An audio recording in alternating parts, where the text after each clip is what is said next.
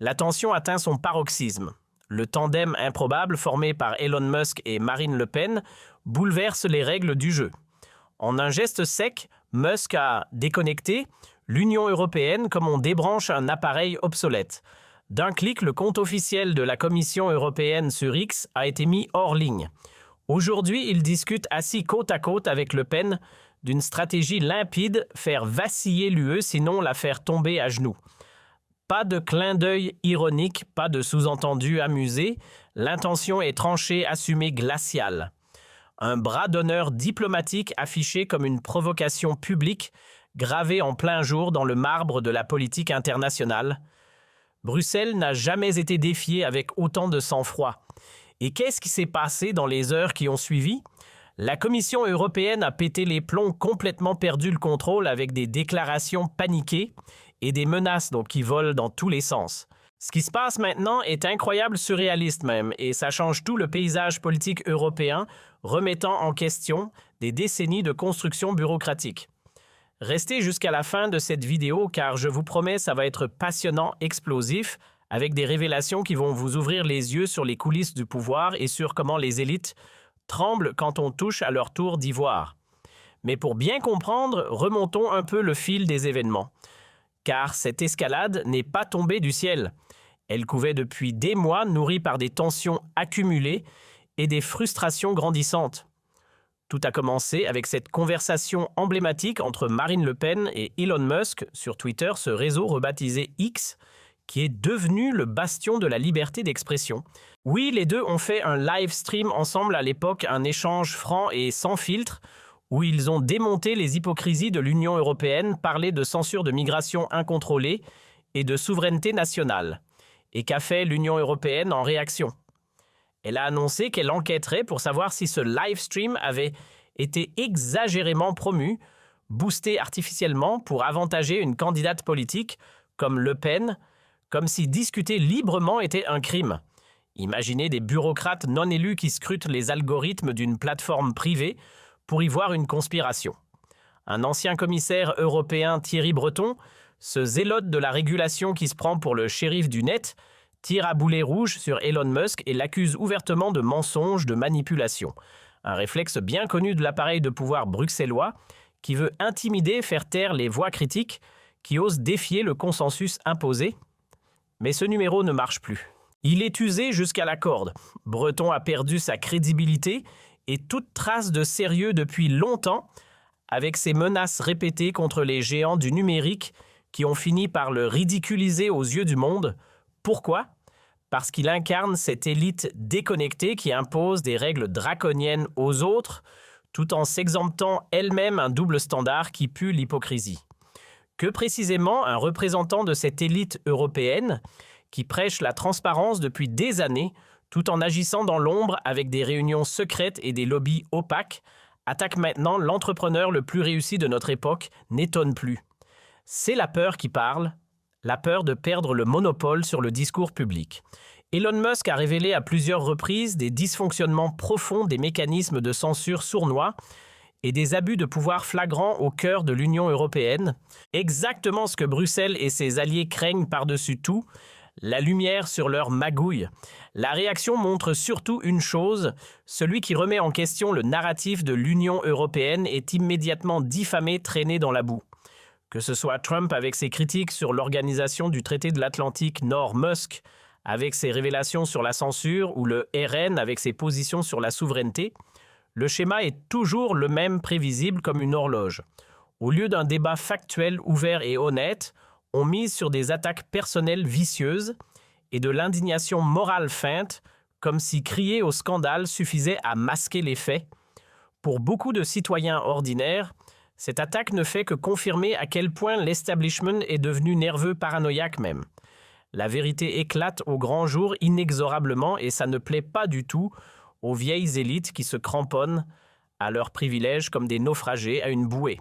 Qu'est-ce qui s'est passé exactement pour en arriver là ? Tout simplement un geste radical et symbolique.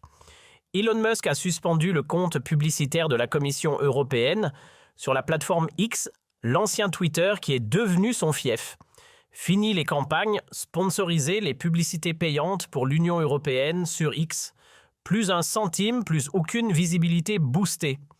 Pourquoi cette mesure drastique? Parce que la Commission a lancé une publicité officielle de l'Union européenne qui faisait la promotion d'un lien vidéo direct avec un appel à l'action claire, mais qui redirigeait en réalité les spectateurs vers un site internet de l'Union européenne. Un détour sournois pour contourner les règles et gonfler artificiellement l'engagement. Et ironiquement, précisément dans la publication où la Commission justifiait l'amende de plusieurs millions contre Musk et X, pour des violations supposées, l'Union européenne a utilisé une astuce stupide, un procédé bas de gamme pour amplifier sa portée et influencer l'opinion.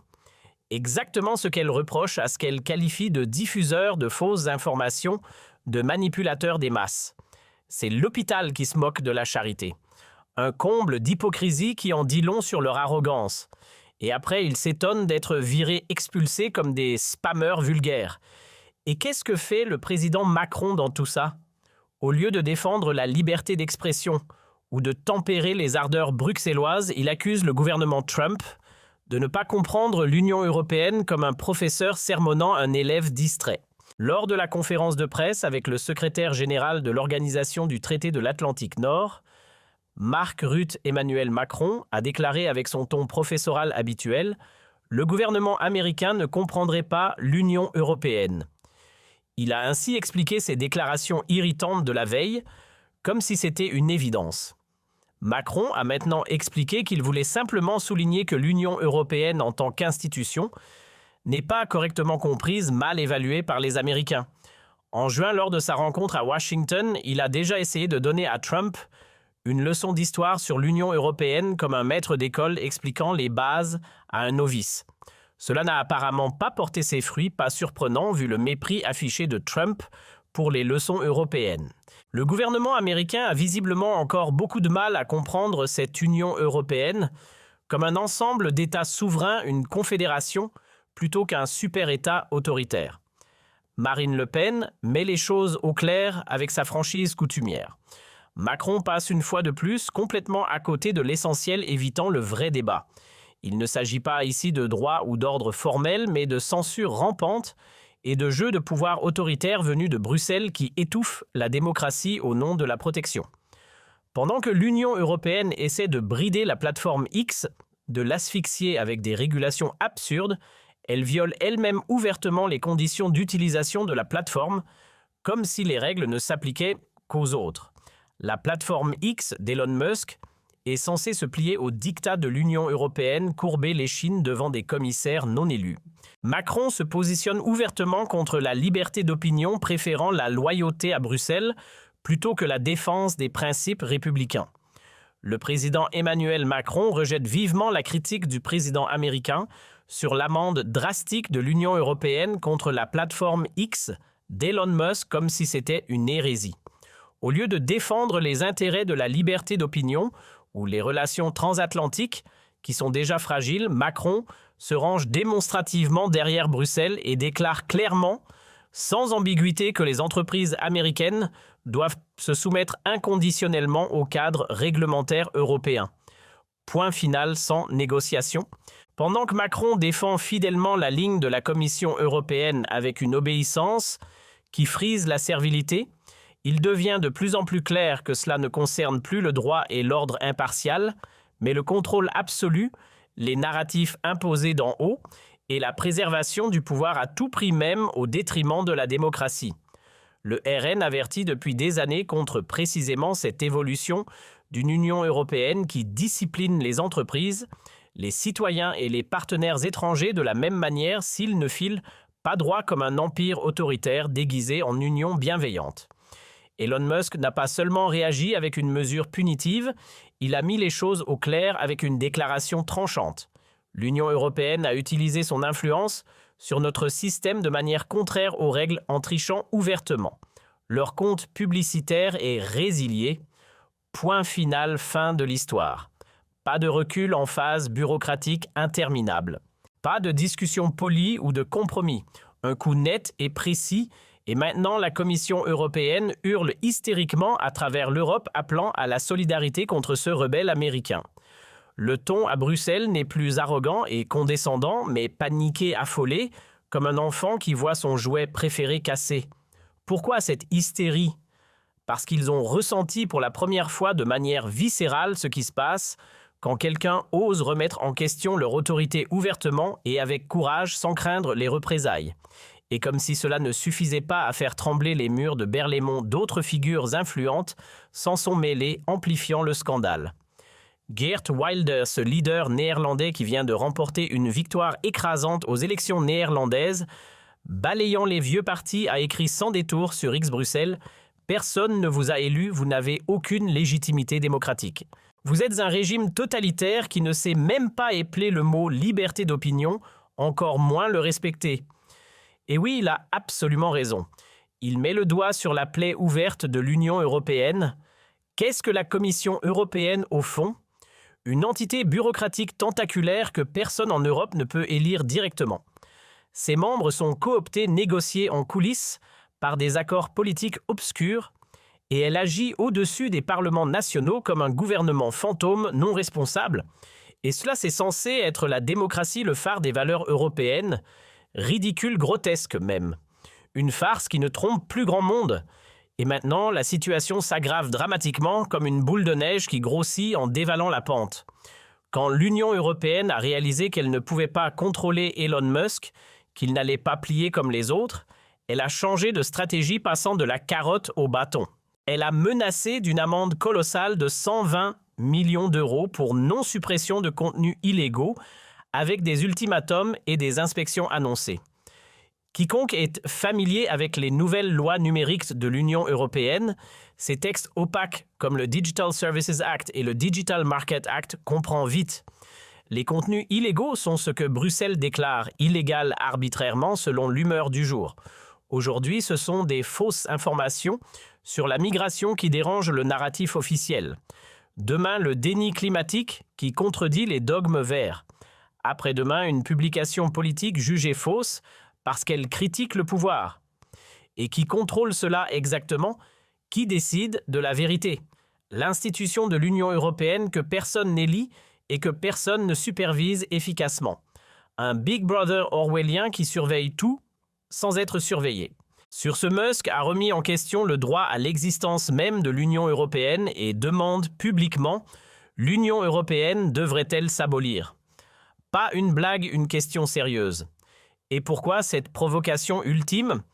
Parce qu'il a reconnu avec son flair d'entrepreneur visionnaire ce que de plus en plus d'Européens ressentent au plus profond d'eux-mêmes. L'Union européenne est devenue un monstre bureaucratique gigantesque indifférent au bien-être des citoyens ordinaires, écrasés par ses propres règles, et qui ne s'occupe plus que de contrôle obsessionnel de régulation étouffante et de pouvoir absolu au détriment de la croissance et de la liberté.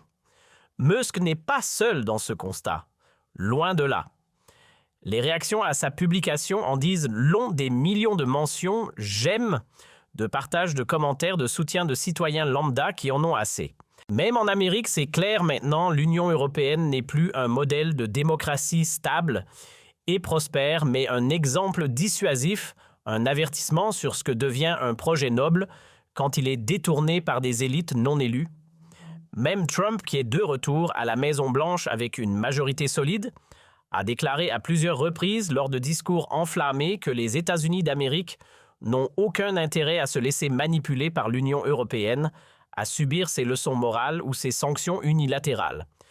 Les relations transatlantiques ont atteint un point bas historique, un gouffre qui s'élargit seulement un an après l'investiture de Trump, avec des tensions qui montent sur le commerce, la technologie et la géopolitique. L'appareil bruxellois a réussi l'exploit de dresser la Russie et les États-Unis d'Amérique contre lui en moins de 12 mois, aliénant les deux superpuissances avec une diplomatie maladroite et idéologique. Qu'est-ce qui vient ensuite? Une guerre commerciale avec l'Inde sur les données, une cyberguerre avec la Chine sur les normes numériques, ou pire, une implosion interne avec des pays comme la Hongrie ou l'Italie qui claquent à la porte. Et comme si ce n'était pas déjà assez absurde pour remplir un roman satirique, un politicien polonais comme Radosław Sikorski, connu pour ses sorties intempestives, s'est mêlé pour insulter Musk personnellement et lui conseiller d'aller sur Mars s'il ne veut pas de censure comme si l'espace était une punition. Voilà à quoi ressemble la politique européenne aujourd'hui: insultes puériles au lieu d'arguments solides, diffamation gratuite au lieu de discussions constructives. Et le pire, c'est que la presse mainstream subventionnée et alignée participe avec enthousiasme, amplifiant les attaques sans vérifier les faits. L'accusation plane que l'Union européenne est déjà influencée, manipulant même les élections en Roumanie et en Moldavie avec des financements occultes et des campagnes ciblées. Notez bien une accusation grave, et je dis expressément soi-disant, pour éviter les procès. Mais cette affirmation est soulevée par beaucoup d'observateurs indépendants, de journalistes d'investigation et de politiques dissidents. Et maintenant, un scénario similaire semble planer sur la France, avec des rumeurs insistantes d'ingérence dans les prochaines élections. Dans une interview médiatique récente, l'ancien commissaire européen Thierry Breton a fait dresser l'oreille à tout le monde. Il a ouvertement évoqué une ingérence dans les élections législatives françaises, apparemment en cas de succès électoral du RN pour protéger la démocratie. Littéralement, il a déclaré avec un appel sidérant « Nous l'avons fait en Roumanie et bien sûr, si nécessaire, nous devrons le faire aussi en France pour sauvegarder les valeurs européennes. » Elon Musk trouve des mots clairs et tranchants pour cela et dit publiquement « L'élite de l'Union européenne ne cache plus ses ambitions autoritaires, ses rêves de contrôle total. Ce n'est même plus voilé derrière des euphémismes, mais dit ouvertement comme une menace assumée. » C'est précisément là que Musk et Marine Le Pen interviennent avec force. Ils n'accepteront pas que cela passe passivement. Ils retournent la situation comme un gant et passent à l'attaque frontale avec des alliances inattendues et des déclarations qui font trembler les chancelleries. Marine Le Pen l'a dit sans ambiguïté avec sa voix ferme et convaincue. Le pas vers une dictature des opinions n'est plus loin. C'est déjà en marche et nous devons l'arrêter maintenant. C'est là que se termine la vidéo d'aujourd'hui. Musk et Le Pen contre-attaquent et Bruxelles est sous pression comme jamais. Abonnez-vous à la chaîne car j'essaie chaque jour d'appeler les choses par leur nom et de révéler la vérité sans peur ni complaisance. Restez vigilants, informés et engagés. À la prochaine.